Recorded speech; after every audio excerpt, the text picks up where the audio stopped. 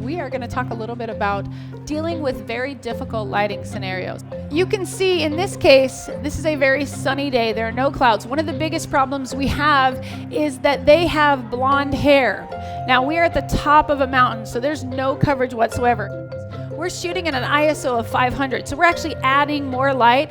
What my goal was to see how fast or how far I could push that shutter speed. We have one light source, and I do have an umbrella on it to create that sort of soft, broad feel. My lights are always located approximately 45 degrees off camera, as close to the subject as possible when I'm shooting high-speed sync.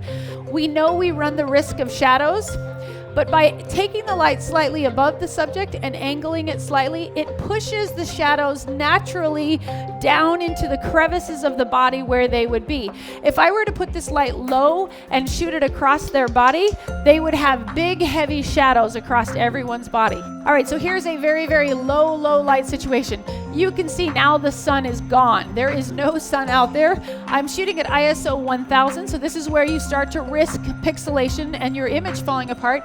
But again, I have no choice. I can't control the sunset. It goes down and I have to work with what I have. So we're still at a very high shutter speed.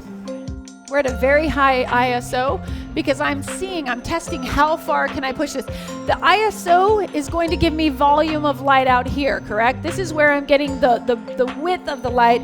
The shutter speed is actually where I am controlling what's hitting their face. This would be a very difficult lighting situation. We have light coming back through the image, creating these really heavy shadows. I actually like that. I use them a lot artistically.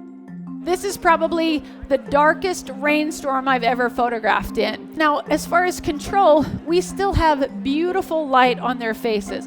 There is a little shadow here, but if you look at my exposures, you can see that I was really struggling to get any light to make this happen. This is shot in the middle of the day, bright sunny day. This is with an additive light source. So you can see it's filling in the light. If we turn that light off, this is what we get. This is what all of that work you just saw, 90% of it would look like this if I did not have this tool. So of course, this is not a bad thing, right? This is a great image for a great sale, but it definitely is not showing the people's face. So I've got to have balance between all of those.